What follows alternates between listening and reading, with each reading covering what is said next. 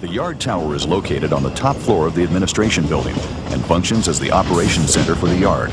All train traffic within West Colton is controlled from this location, including the hump facility.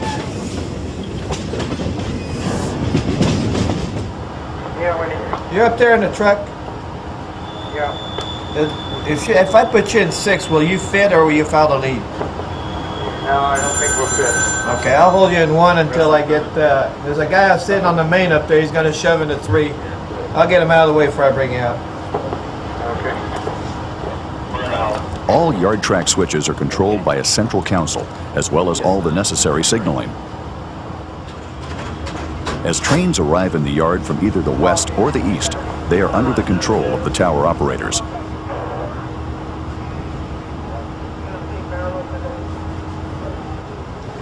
The receiving yard display shows the status and location of all locomotives and cars in the yard.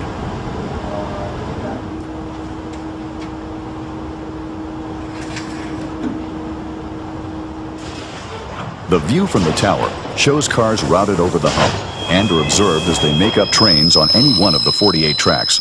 There is a total of 100 miles of tracks at the Colton facility.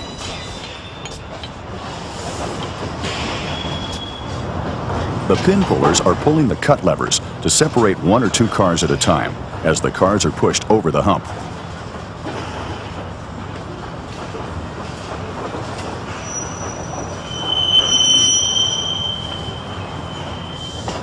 As the cars drop down the hump's 6% grade, retarders slow their rate of descent to the proper speed. This allows each car to make a coupling at a safe speed.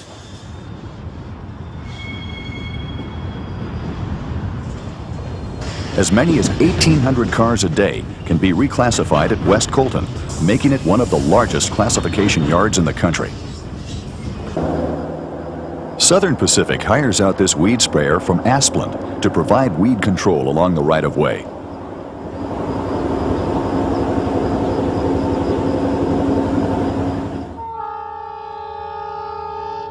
Powered by a GP9, SP once owned this equipment. However, they have found it more economical to contract this type of work to an independent company.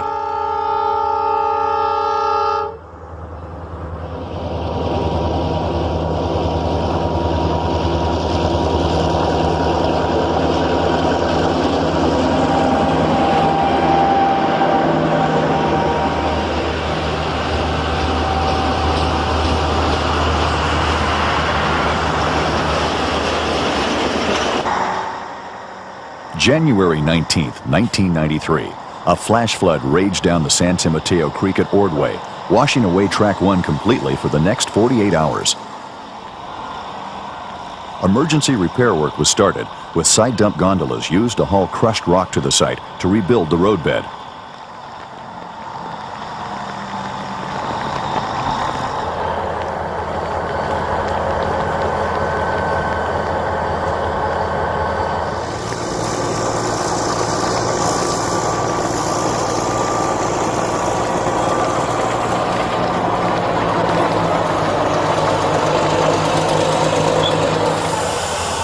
The side dumps are air-activated and will drop their loads on either side of the track as needed.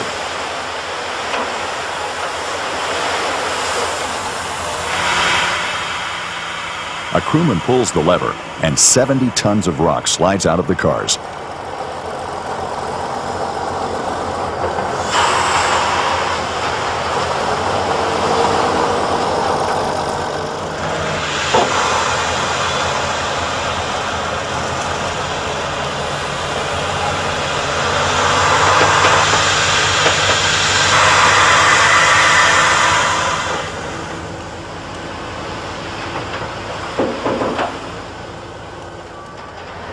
Once the cars are unloaded, the air is released and the beds return to a normal position.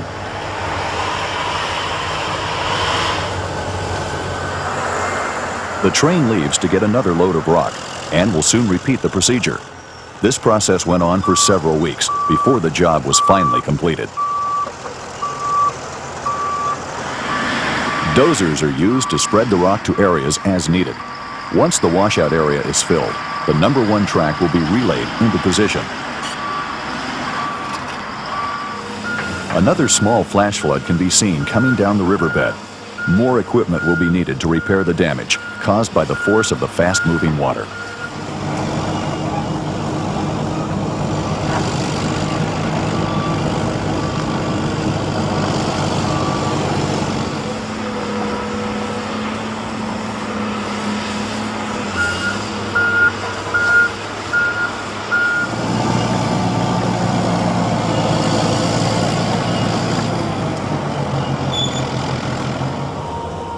The first westbound train now passes through on the repaired number 2 track, which was also damaged but not washed out.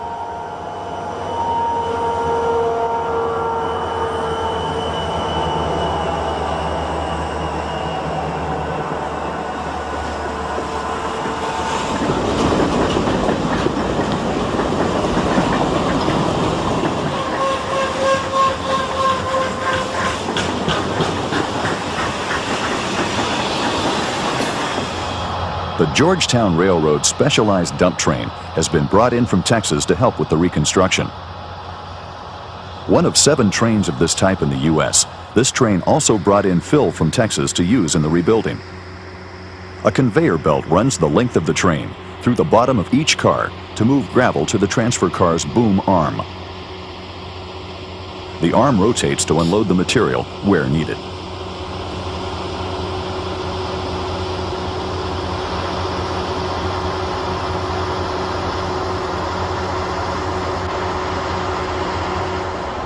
The conveyor belt can unload at the rate of 2,000 tons an hour as it unloads the fill from the 14 specialized 100-ton hopper cars.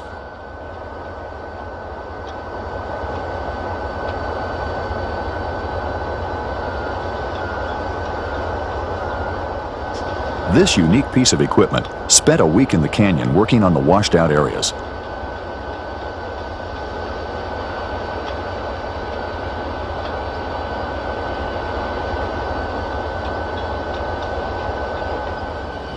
During the reconstruction, Southern Pacific's trains were detoured over Cajon Pass on the Santa Fe.